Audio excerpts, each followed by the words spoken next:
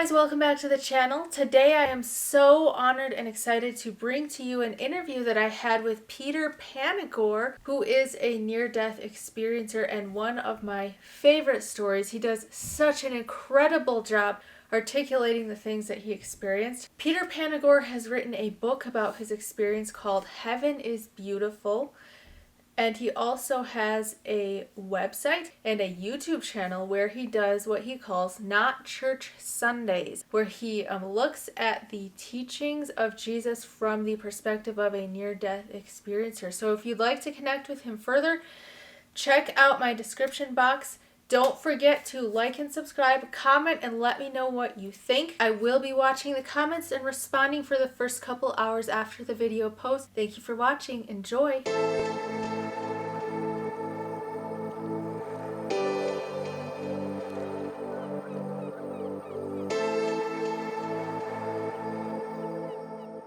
Hello, everyone. Welcome back to the channel. Thank you so much for being here with us today. I am so excited to have Peter Panagore here with us today to talk about his near-death experience. And I have to say, I've listened to and read many near-death experiences, but I think that he does the best job of articulating what happened to him because these things can be so hard to put into words. So I'm really excited to be able to talk to you today. Thank you so much for being here, Peter. Thanks, Melissa. I'm glad I'm here. Thanks for asking me. Of course. So if you would like to, you could go ahead and share your near-death experience story with us in whatever way you feel led. Okie doke. I will. I'll start with, oh, I was 21 years old. I just turned 21. It was 1980. I was an exchange student at Montana State University, looking not to go back to Boston for spring break. And I went hunting for a partner to go do some adventure with and went to the outdoor club and found a backpacking mountaineer outdoor kind of guy partner who had already decided to go for a 6 or 7 day snow cave and a 1 day ice climb in British Columbia and Alberta, Western Canada, and was looking for a partner.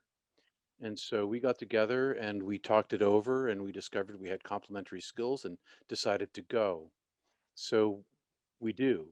And I'm an outdoors backpacking mountaineering kind of guy. So this was not out of it wasn't as crazy as an adventure as it turned into. So the snow caving part was fantastic. We skied way out in the back country and dug snow caves and spent a week living out in the wilderness. And then we came into a 1 day ice climb. Tim he had been certified as a lead climber, and I'd never ice climbed. I'd rock climbed.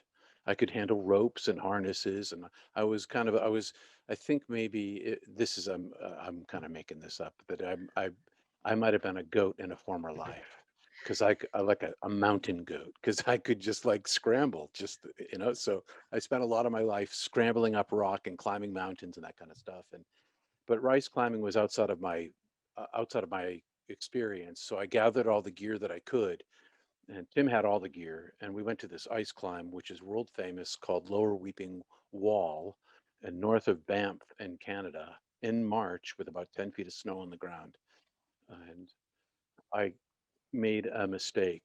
And my mistake was I didn't climb with two ice axes. I could only find one ice axe and an ice hammer. And this is it's a steep pitch. It's 500 or 600 feet up. It's almost straight up. And so I climbed it with a hammer and an axe. But because I couldn't rest with the hammer in my hand, because the way the hammer is designed versus the axe, it's much smaller, I slowed our climb down seriously in a significant way. And Tim knew this. I mean, we went into this with the agreement. Being young and foolish, I thought I could muscle my way through, and I did, but I didn't count on going so slowly that we would arrive at the top by sunset when all the other climbing teams had already departed. And the temperature dropped about 30 degrees. And ice climbing is not the kind of thing where, like, if you're hiking up a mountain and you're like, oh, it's starting to rain, or there's bad weather coming, or you can turn around and go back down the trail again. You cannot do that. There's no like turning around and going back. You have to complete the climb.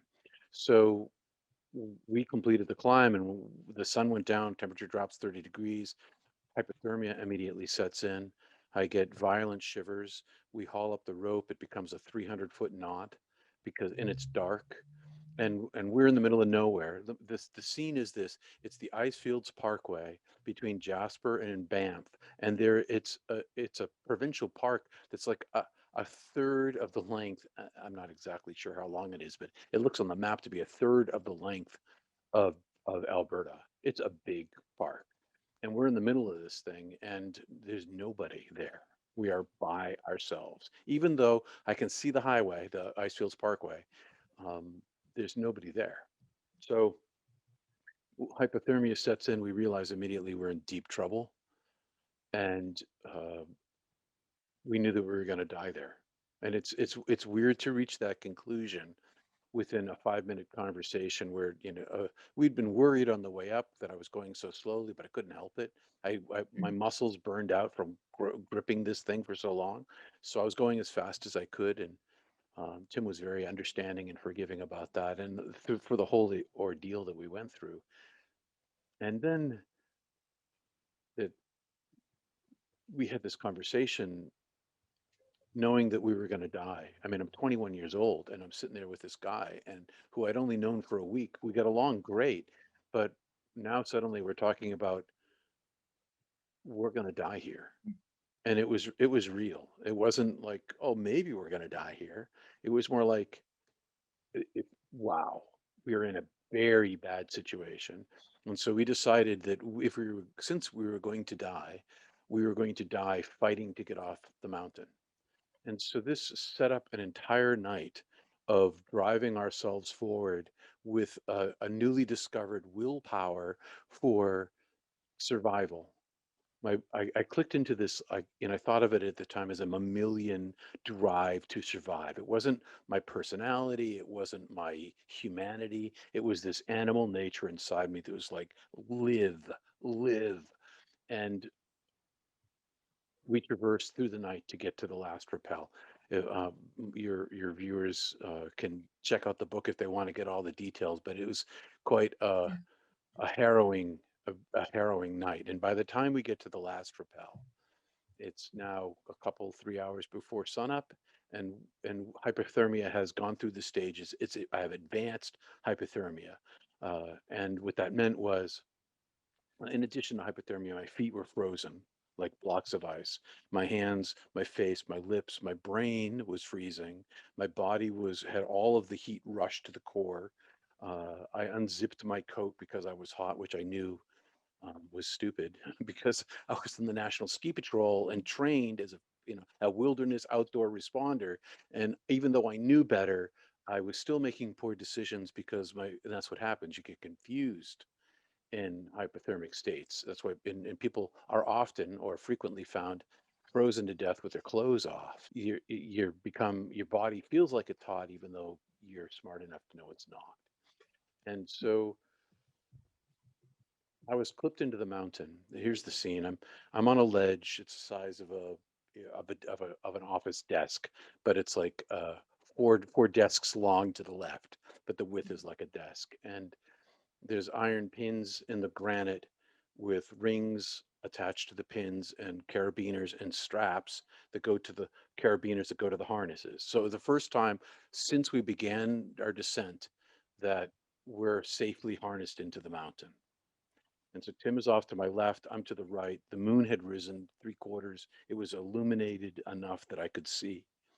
And I took the called the bitter end. It's a rope term, and I took the end of the rope and I tied it to my harness, and I tossed the other end off around this corner to yank the rope down through, and the rope jammed, and I couldn't get it free. And by this point, I'd already gotten hot, and there was nothing I could do to get the rope free. I couldn't go back up the way we came. I couldn't climb back up the rope because it's a straight drop down, and if the rope gave way, I would die. 150-foot drop. And so I kept pulling on the rope, and then I began to fall asleep. and that's what happened. It's the hypothermia. And I realized that I was going to die and there was no way out of this situation. And so this drive that I had inside me all night long, it didn't evaporate so much as accept the truth that I was not going to get out of this situation. And so I got calm. Um, I was calm, level-headed. Let's say I was level-headed all night, but now suddenly, instead of having this lot anxiety about survival, I all of that just kind of dropped away, and I just got peaceful. And I started thinking about my family and the divine God, and and then um, I fell asleep again. I stood back up again, and when I stood up the last time, I got tunnel vision where black all around my vision and it closes rapidly. And as it closed rapidly, I was confused. I'd never seen such a thing before because it was so fast. And I didn't have really much time to think about it. I just looked around and then it went and I'd fallen asleep, I don't know, three or four, maybe five times. I don't really know how many times. Um, and when you fall asleep, of course, you lose consciousness and then you wake up. But this time, when it went to black, I didn't lose consciousness. And that was really strange. I was confused. And I realized that I didn't see the rock in front of me and I was still awake and I felt like my eyes were open. I felt like I should be seeing the mountain because I feel like my eyes are open because I can see darkness, but not like darkness, like one-dimensional darkness when you're in the pitch black and you just can't see anything. It's not darkness like that. It's like darkness that like like it extends.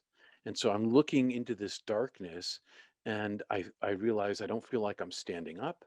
I'm not sure what's going on. And way far in the infinite distance of the darkness, a pinprick of light appears. And this pinprick of light appears and rapidly grows to, but by the time it got to me at the speed of thought, it had expanded into filling my entire vision. And it rushed across. The distance was like looking into the universe. It was like if you were the Hubble telescope and peering across the entire length of the universe as far as the technology will let you be able to see. It was like that, only it was completely dark except for this one distant star.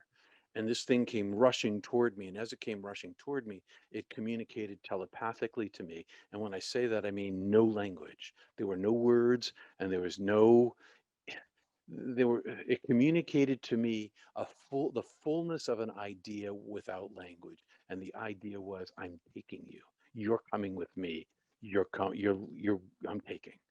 And I was like, well, no, I'm not. And I put up my willpower and my strength, no.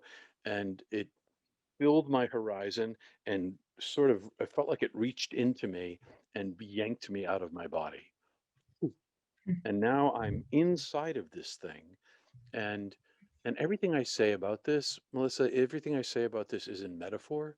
I use metaphor and simile, and because there's there's no time over there. There's no language over there. There's no. I didn't have a brain. I didn't have any storage for language. Didn't need it. And so I'm inside of this, and which I call an angel, but it wasn't an angel like wings and a halo. It was an orb of super intelligent energy. It was the most intelligence I had ever encountered. And in this, and the intelligence was directly connected to its power, which was directly connected to its comfort. So when I was pulled inside it, I instantly had this understanding of its all intellect, its all powerful intellect, and its all powerful strength and comfort. And so I was not afraid. I didn't know where I was. I didn't understand what was going on, but I was comfortable. And also I was like a rag doll. I had no agency at all. I couldn't nothing I thought made any difference. And I was inside of this and it carried me across this vast darkness. And so I'm in, and it's like in a, it's I didn't go through the typical tunnel that people talk about, but the space sort of collapsed around it. It was still expansive and wide, but it like traveled in like in a direct way, um, just a direct way into a higher heaven, a higher realm, and whether it deposited me there, it felt like it deposited me there, but I'm not really 100% sure as time goes by because it was of the same essence as the place that I was left. Its power and might was the same, was like a smaller version of the same power and might. And so, did it expand? Did it leave me there? I remember thinking early on when I started thinking about it that I kind of popped through. I popped into this other place. And maybe that's what happened. But it's very difficult to isolate into language. It's just super hard to isolate it into language. And so I'm in this expansive void. I call it the outer darkness or the great illuminated darkness because once again, I can see, but now I don't have any eyes. I can see myself. I can see myself as an, an orb of consciousness, like an entity of thought. Only my thinking doesn't have any language to it. I'm not thinking in words because I don't have a brain to have words. I'm thinking in the same sort of conceptual ideas so if I say ice cream to you, you might picture an ice cream cone. It was more like the picture of the ice cream cone than the words defining it. And so I could see my thinking, and my thinking was my being.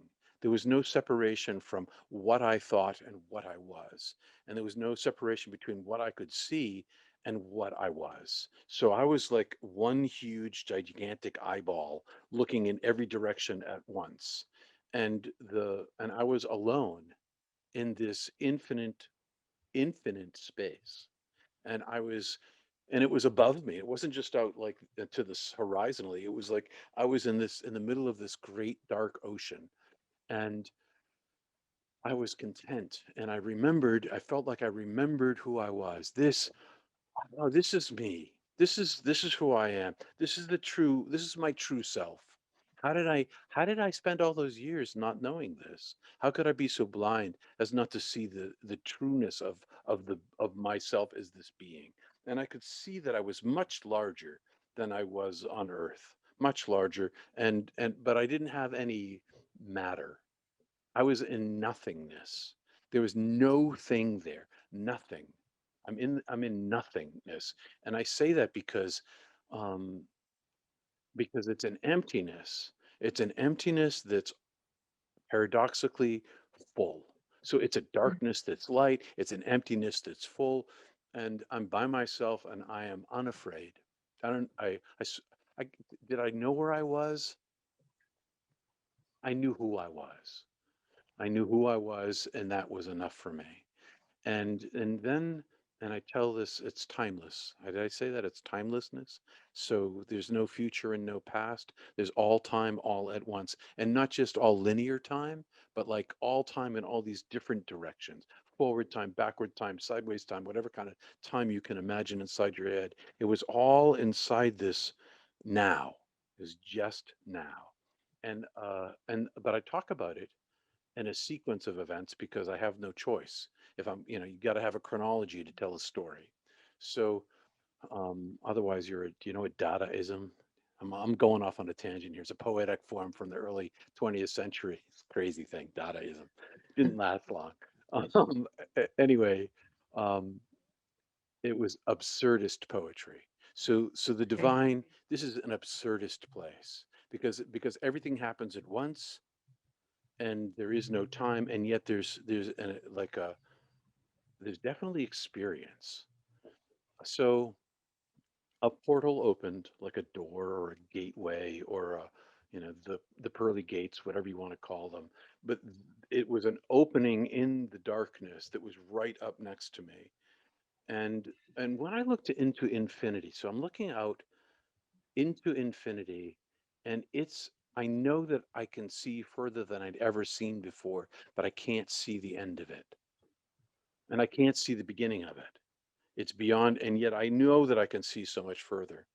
And in the middle of this infinity, this door opens, and it's this translucent, transparent, solid flow. Like I can see the surface of the flow, I can see into the flow, and I can see through the flow. And it's this flow coming down like a waterfall over the doorway.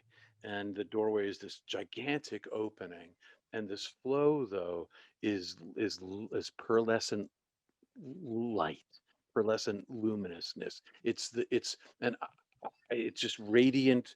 It's radiant flow, and I can see solid, translucent, and transparent, and it leads into this incredibly long, infinitely arcing tunnel that goes way far into this infinity. And I reach with myself, my orb body, to touch this because it's so attractive. It's so it's so compelling to me to want to feel this.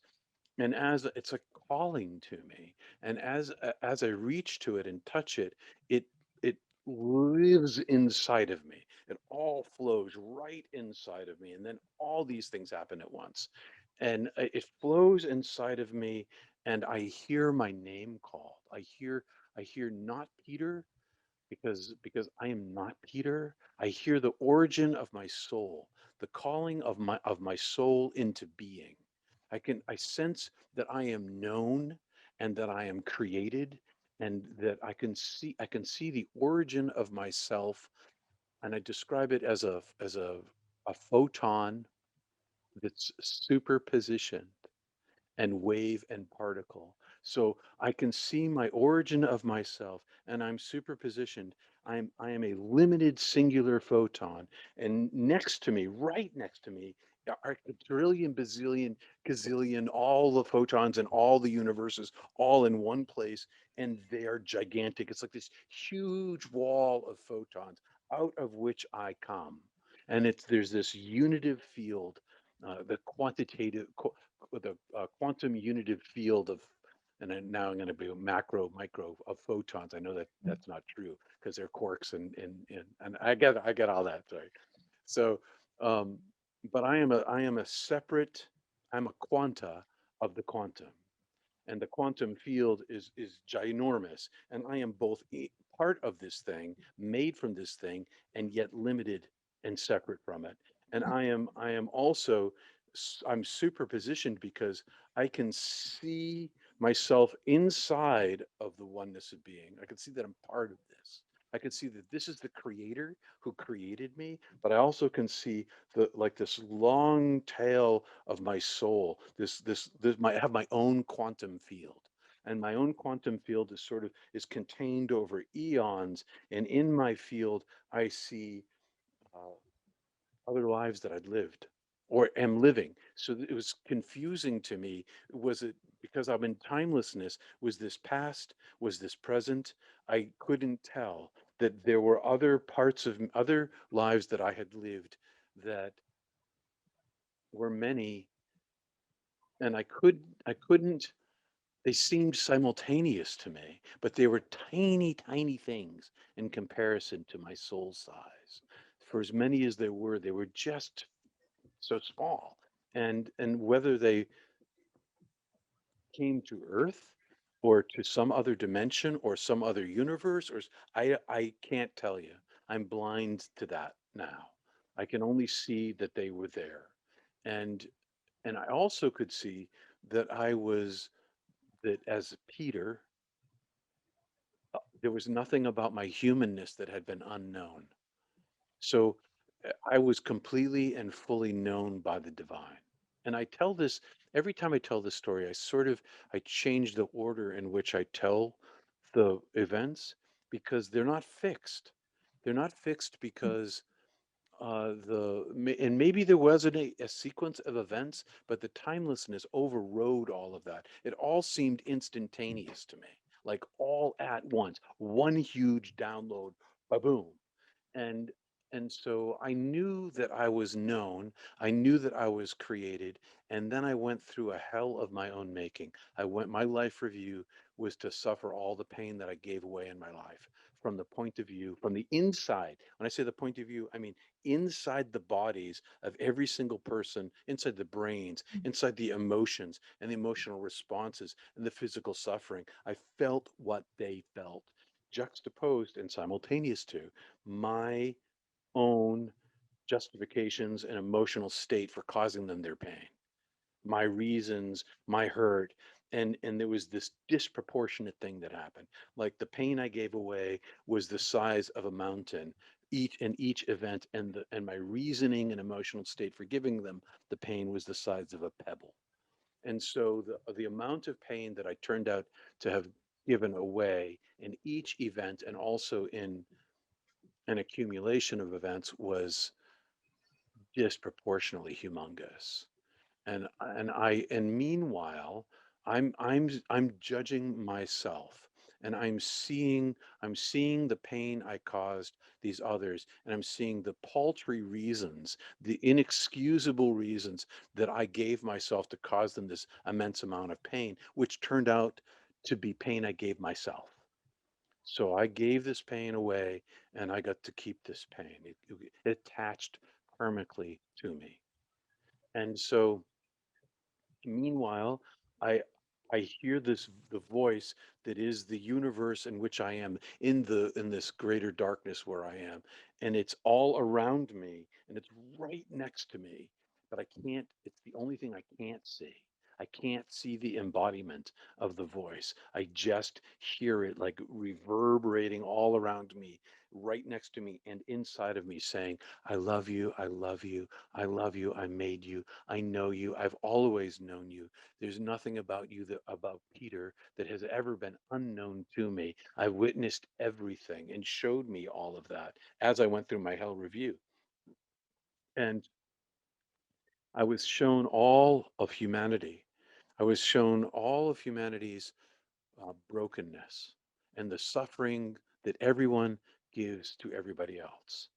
Whether you always hurt the ones you love. So the ones I loved the most in my life were the ones I hurt the most. And so and I was being shown the that it wasn't my fault that I was a human being capable of hurting people, that's um, in, endemic in what it is to be a human being. You can't you can't not do that. If you're a human being, this is going to happen. You are going to hurt people. You can't stop that. You can make choices to minimalize it, but you can't stop it. And that we didn't make the system. It was very clear to me that I was in the matrix. I was part of the matrix. I didn't make the matrix, and no person had. And that the greatest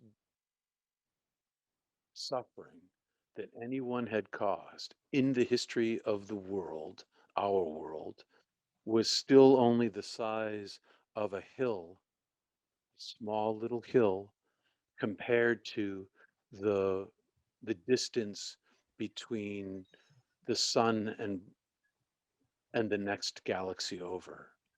And that great distance, the the distance is the amount of love that the divine has and the amount of perfection that the divine has and this unlimited being.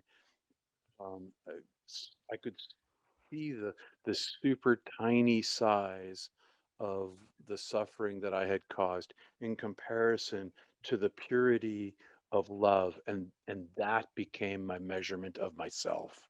And so I didn't judge myself against other people, and I didn't judge myself against those people who I hurt. I judged myself against the purity of the unlimited divine being. And I judged myself guilty because there is so much love. And look at me. I loved so little in comparison. And and yet all the love I gave away and all the love I got given to me, I got to keep. And this voice was speaking inside me. And I love you. I made you. I forgive you. I know you. I created you. I'm creator. You're a creature.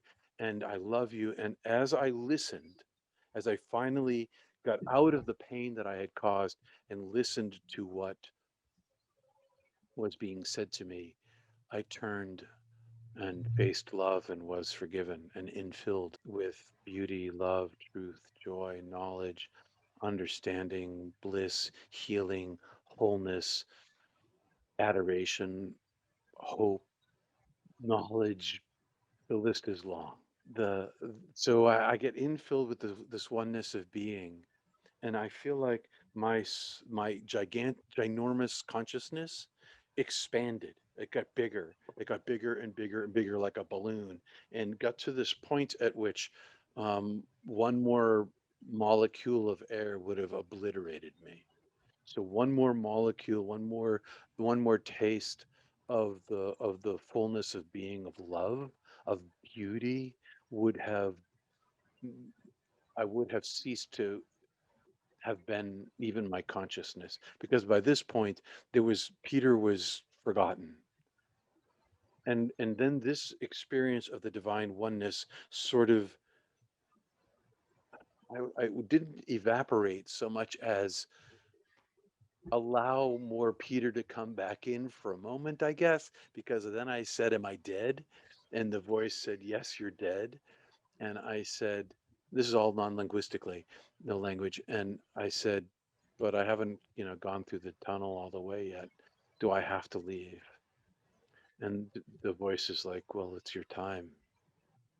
Time to go." I was like, "But still haven't gone through the tunnel yet." And I said to my parents, my sister had run away when I was a kid, and she vanished, and it was a family experience of grieving a death for someone who didn't die. So someone who was gone from our lives. It was impossible to get over. And so there was lots of brokenness in my family, a lot of brokenness in lots of families. And so I was, I said my parents would lose another child, and the divine instantly swept me across heaven, for lack of another term, swept me across heaven to the edge of where the universe begins above earth. So there's heaven isn't this far off place. It's like right next to us all the time. Another dimension supporting this dimension kind of thing. And I was taken to this interface between the two, and I could see all of Earth and 7 billion people on it all at once doing 7 billion things, at, all at the same time. There, I wasn't looking like it, oh, there's Melissa. And, but it was like everybody all at once. And everybody was covered with a veil. And when I say a veil, it's like it was like like liquid gel over everything. One layer of very thin, transparent liquid gel over everything. And the voice said to me, "In the way I love you now." And then this love expanded. Like the love was it was eternal love.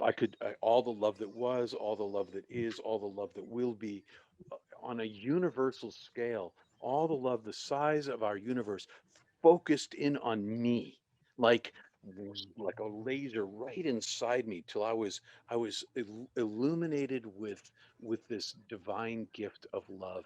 And the voice said, "In the way that I love you now, I've always loved you." And always, not like Peter, but always, since the origin of my soul self, since the creation of my consciousness eons ago, I've been as beloved as that.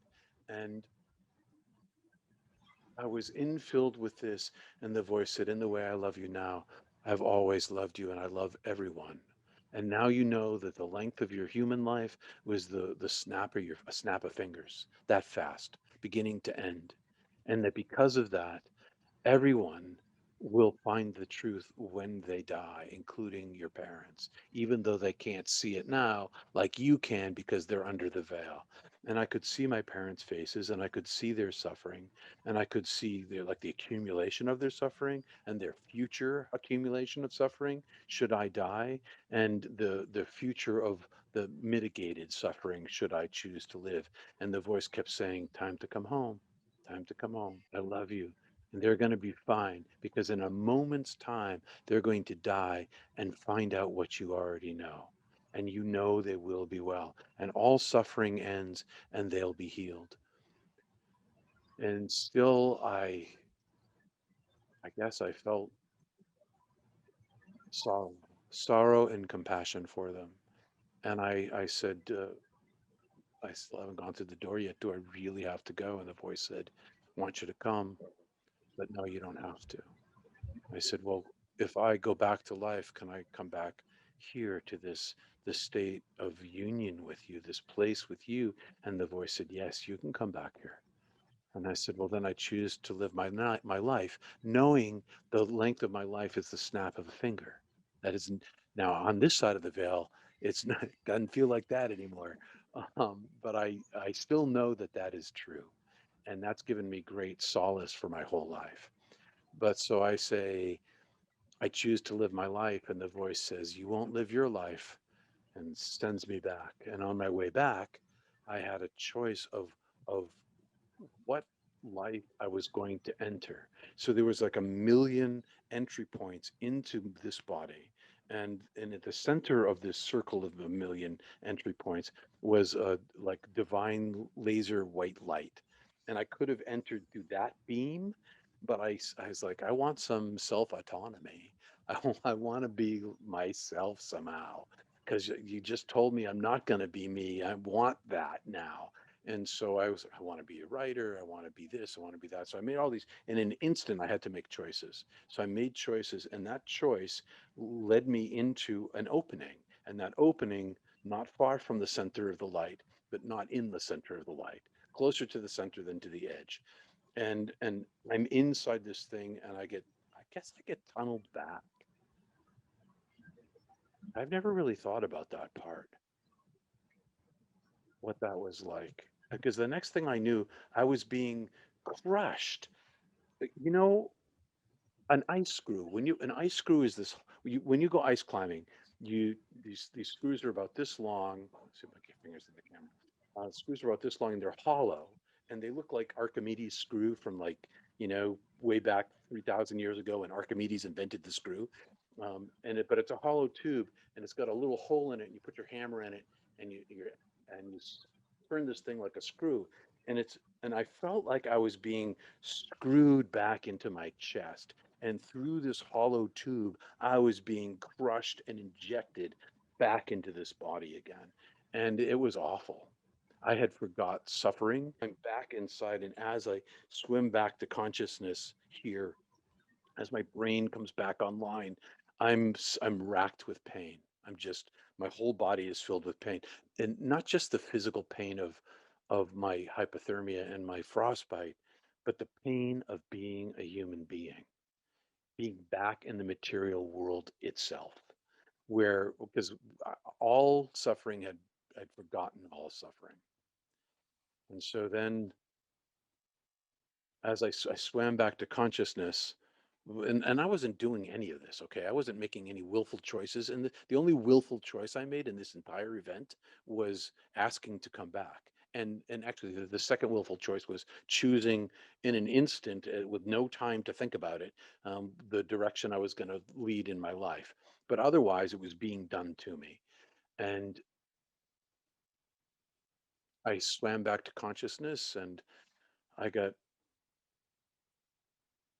awareness of sound, and my body was being jostled, and I was pulled to standing, and it was my partner Tim, and I was befuddled. I didn't know what this thing was or where I was or who I was. I was a clean blank slate of pain. All I knew was pain.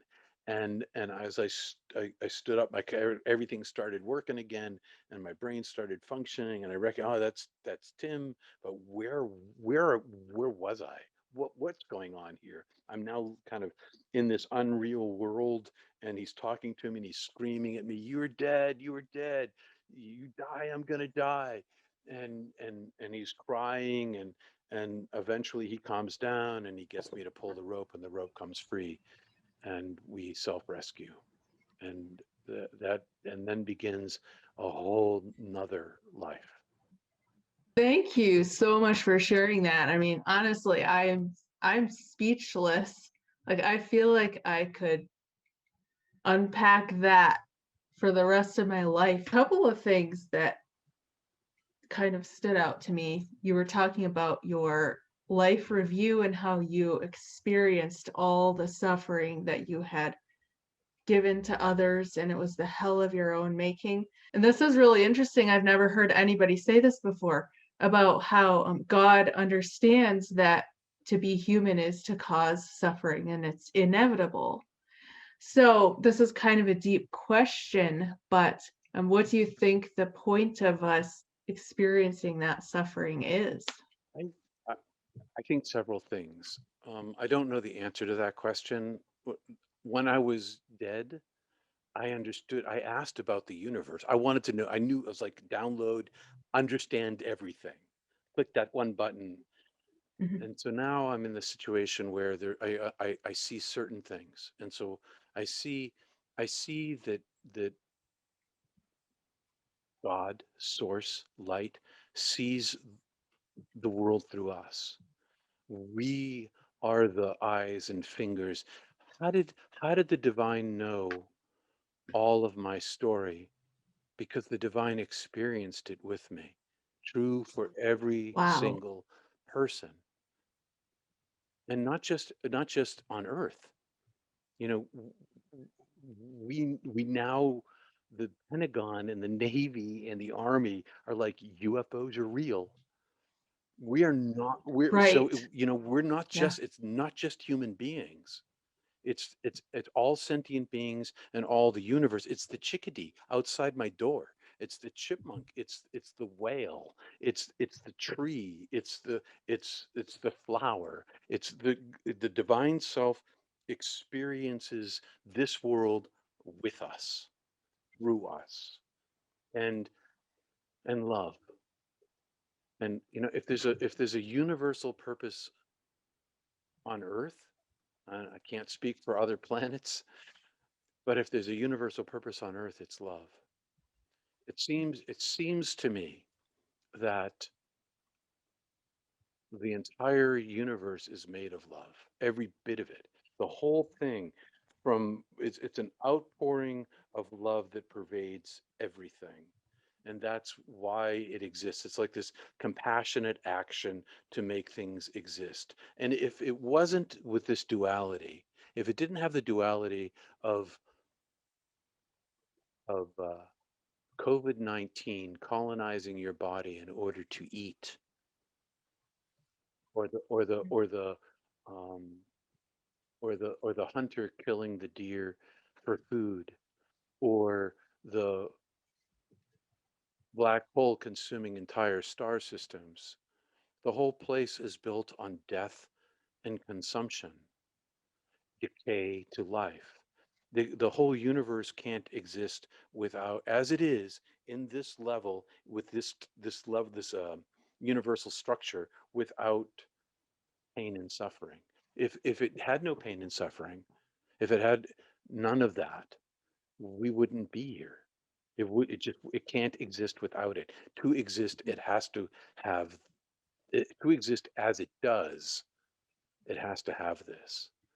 And the beauty of death, the beauty of death is, at death, all suffering ends.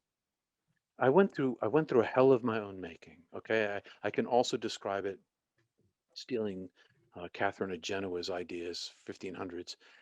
I went through fire, the divine fire of purgative love. I couldn't bring these things. I couldn't be infilled with the oneness of being. I had no space inside me for the infilling of joy and beauty and the end of suffering, as long as I carried these attachments with me. And in order for me to be rid of them, I had to see them for what they were, and then accept love and their place, and not cling to them, not attach to them, but instead turn my attachment to the divine, which was self-evident to me. It's self-evident that this is the holy of holies, the all-powerful, the all there is, the isness that is, the I, whatever you want to, Allah, Yahweh, whatever you want to say. All of these things, it's so self-evident that this is the divine nature, and the divine nature had no religion, and it had no form. It only had this beauty, love, joy, truth, knowledge. And when these are all with capital uppercase B's, and love and compassion, uppercase C. But and I say uppercase because it's our idealized compassion, understanding of compassion, times a trillion gazillion. It's times Mm. infinite in terms of its power and presence. And all of those things that are all the good things of its goodness itself, all the good things in life that we ascribe to spirituality, um, they're all one thing. They're not separate things in the divine self. They are one thing. And so in my book, I wrote them, I think I wrote them originally with like beauty forward slash love forward slash joy forward slash intellect forward slash, like trying to create this really long word. You know how the Germans, they put all these words together to make a like a one word that's a paragraph long. That's what I was going for, to show that this is oneness. And on this side, we can experience those things in smaller way. I experience those things in smaller ways, um, and I experience them when I'm in the presence itself, when the presence is living inside me as a radiance inside me. All of those things are one, and I am still a one soul. So that my seeing and my spiritual seeing and my spiritual hearing and my spiritual presence, my spiritual thinking, it's all still this one orb. It's still this one thing. And yet inside of my body, I as it comes into through the filter of my life, um, it gets fragmentized, in the physical experience of it, but not in the interior. It's got physicality to it too, though.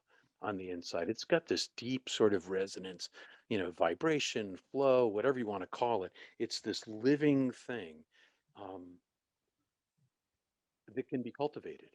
You can cultivate this thing, in order to make it more alive in you. You can strive toward this, and that's one of the big results of my near-death experience, was this longing for home, this depression, this isolation from my beloved. I was, the heart grows fonder, and so I would do everything that I can to just, smell the handkerchief, or pick up the rose that my beloved had touched, kind of thing.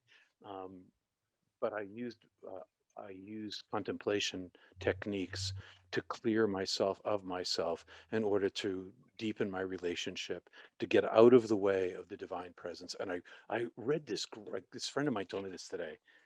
I don't know if you know the Christian scriptures at all, but in the Yes. Hebrew scriptures, the still small voice, the still small Hmm. voice of God. So Yeah. he says, oh no, that's bat kol in the Hebrew, and it translates as daughter of a voice.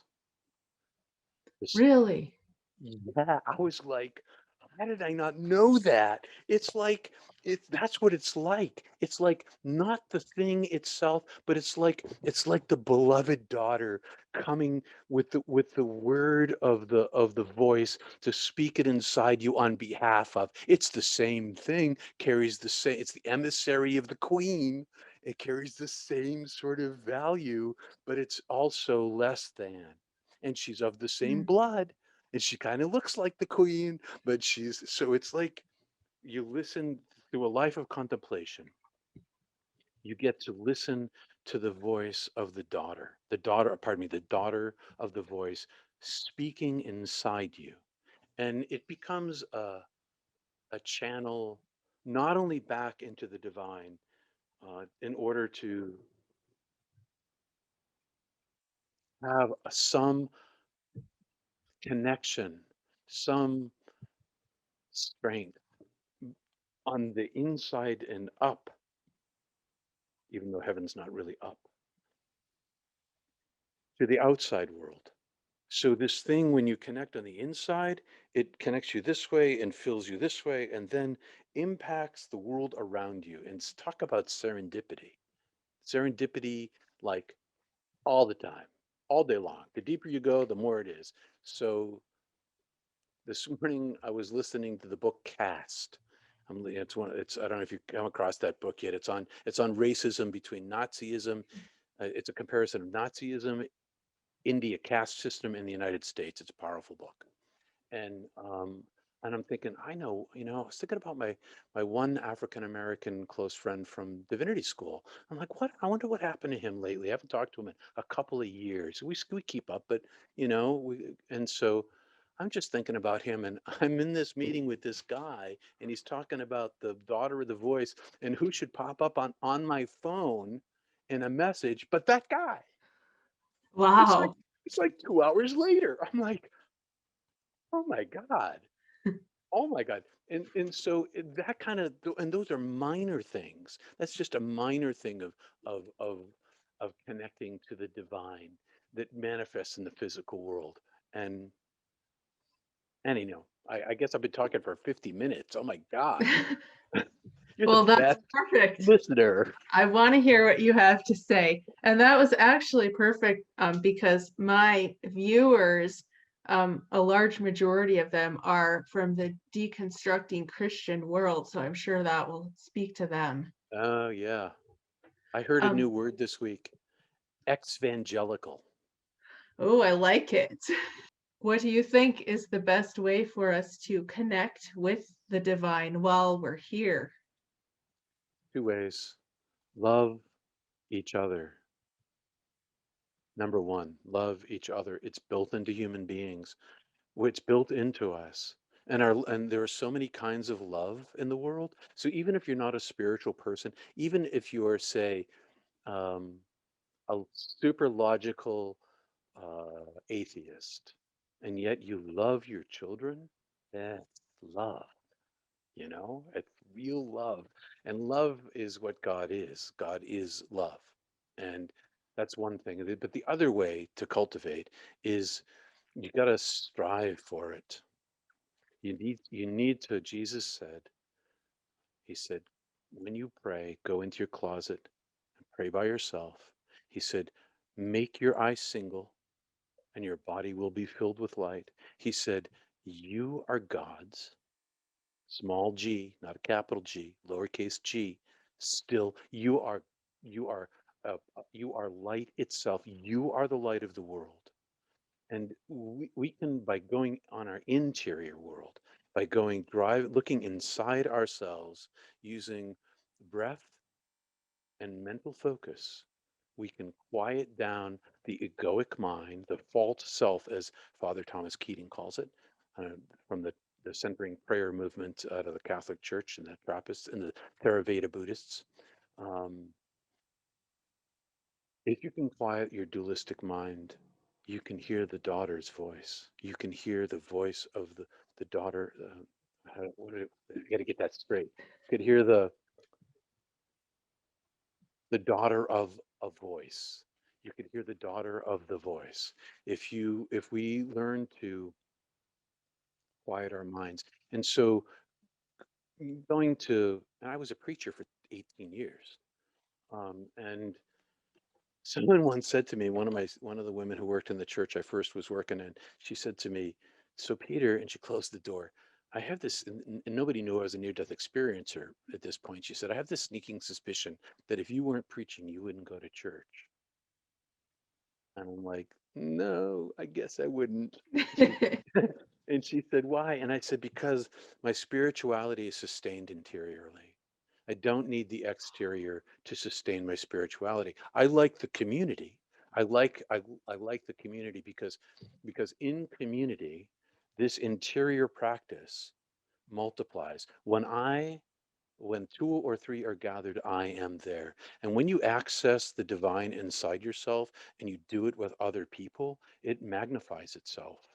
It magnifies itself. It gets bigger on its own. And so your meditation and prayer life impacts mine positively and vice versa. And so um, I think going inward is the way out. And I use meditation techniques and other techniques that have been passed down for centuries through different traditions that are available to everyone to use. But it takes dedication and it takes fortitude, and you got to stay at it for a lifetime. So I've been 40 years into meditation and Kriya yoga, and 40 years of practice. I can tell you, and I kept this part of my life a secret. Okay, I kept my real deep prayer life and yoga life a secret because I wanted to see if it was going to work.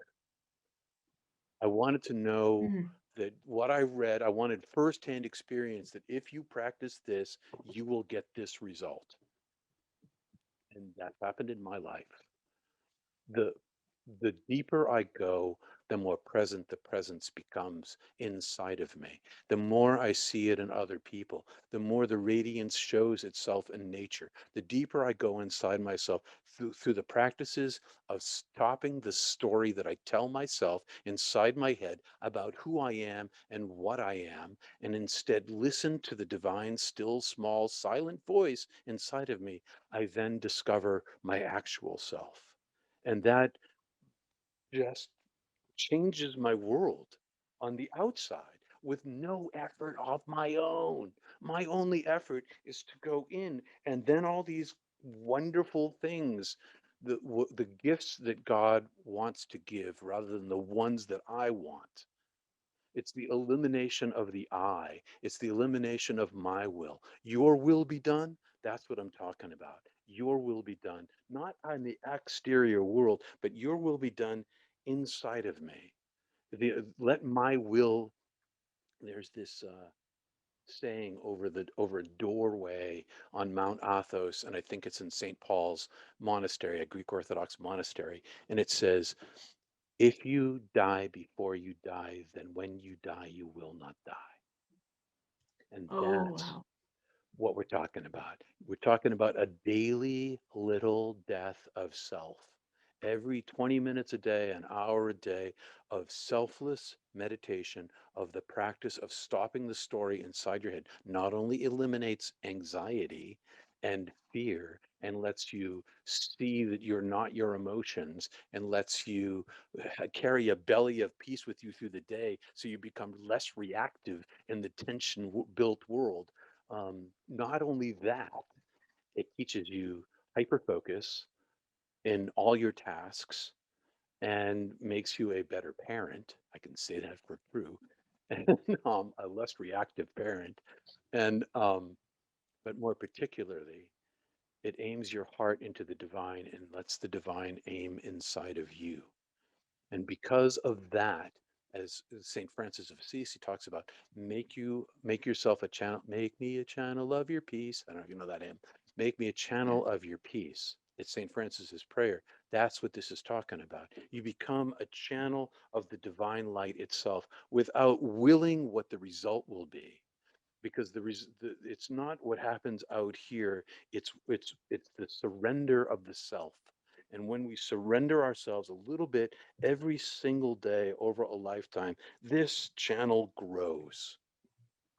And I heard said this week I heard said, before enlightenment, wash the dishes. After enlightenment, wash the dishes.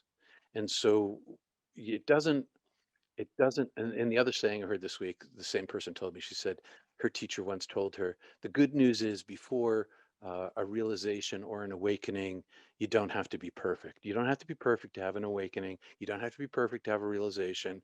But the bad news is that a realization doesn't make you perfect, and an awakening doesn't make you perfect. And so it's not about perfection. It's not about the action of compassion arises from the inner connection. It becomes a natural kind of response to the circumstance you're in, as opposed to a decision that you make about reacting with compassion. It's something that lives inside you. It's the living water of life inside you. Jesus was not kidding. It's it's this living flow that was in him. And he says, "You're just like me." I'm a Jesus fan. I think he had it going on. What are your thoughts about Jesus, like as an ex evangelical or whatever you called it? I'm an ex, I guess I'm an ex Christian. I'm I'm not a believer. I didn't. When I died and came back, all of my belief systems were gone. All of them, everything, I didn't clothes, food, pizza, beer.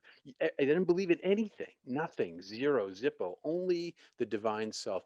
Only the only real for me was heaven, and the rest of it's, the Hindus call it Maya, illusion. It's or samsara. It's this like darkness I live in here. And so, what do I think about Jesus? He's my teacher. When I went to Catholic high school, and Mhm. every year we read a gospel, all boys Catholic high school, and so I knew Jesus. I knew enough about him. And I was, and the funny thing is, Catholics are, they're known for not reading the Bible, and yet, so I had this experience of reading the four gospels, and when I came back from death, he was a different guy.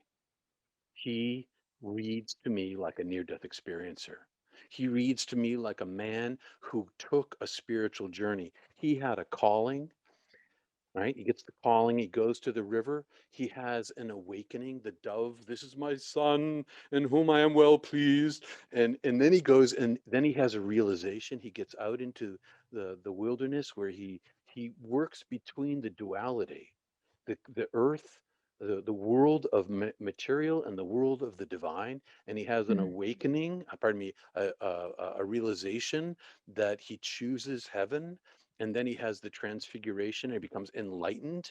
And then and meanwhile he starts his ministry by doing miracles, and he's like, they're not getting it. So he starts telling stories, and you're like, they're not getting it. And then his life becomes the lesson of dying to self Wow. and rising. And that's the Gospel of Mark. Okay, it's like right there. And then in I think it was the Council of Nicaea that made the decision that he was the only begotten Son, right? Jesus never said that. He was always, you think about it when he's at the tomb with Lazarus. I don't say this, I say this aloud because I know that you always hear me. Separation, not the same. I know that you always hear me. I say this aloud for the people so that they know that I'm talking to you. I only do what I see my Father doing, he says. I only do what I see the divine doing in the world. I'm not doing it. I'm not doing it. You are the light of the world. You are the child of God. A mustard seed of faith, and you can do greater works than me. He's constantly telling us that we are just like him. Okay, but this guy he was a supercharged guy. Supercharged guy. Did he rise from the dead? Oh, I don't think that's impossible. Is it necessary for him to rise from the dead? I don't think so. But he- you know, he walked on water. He lived in these two dimensions at once, living in heaven and living on earth. Maybe he was the most real heaven realized person who ever lived. I don't know. I don't know. But his teachings, when the theology is stripped from them, when the layers of the redactors and the translators are stripped off of his language, he speaks like Rumi. He talks like Hafez. He sounds like Lao Tzu. He uses metaphor. He's a code switcher. And code switching, you speak two languages at once. Up here in Maine, there's Franglish, and down in Florida, there's Spanglish. Um, and Jesus was speaking Aramaic and angelic, I guess. So he's speaking the metaphor language. He's speaking in metaphor all the time, and that right over the heads of everybody. So I'm running Not Church on Sunday mornings, which is no doctrine, no dogma, no BS. It's just mysticism. It's approaching the teaching, the language of Jesus through the lens of near death experience, because he sounds like a near death experiencer to me. I will definitely be looking up your Not Church because I want to hear more. I've been on the edge of my seat this whole time. So I see our time is up here, but I just want to say thank you again so much. Words can't even express my gratitude, and I feel so honored to have been able to talk with you. I'm honored to be asked, especially because you have a deconstructionist audience, and I think that the deconstructionists, I think they're on the right track, and I think that it's a hard go, because the weight of the society of the evangelical church in particular, the literalist powerful church in particular, it's a hard thing to do. And so my parting word for all you deconstructionists out there: have you seen The Naked Pastor? The Naked Pastor is a cartoonist. His name is David Hayworth. He's an ex Methodist minister, and he's brilliantly funny in deconstruction. The Naked Pastor. It'll bring you joy every time you see his cartoon.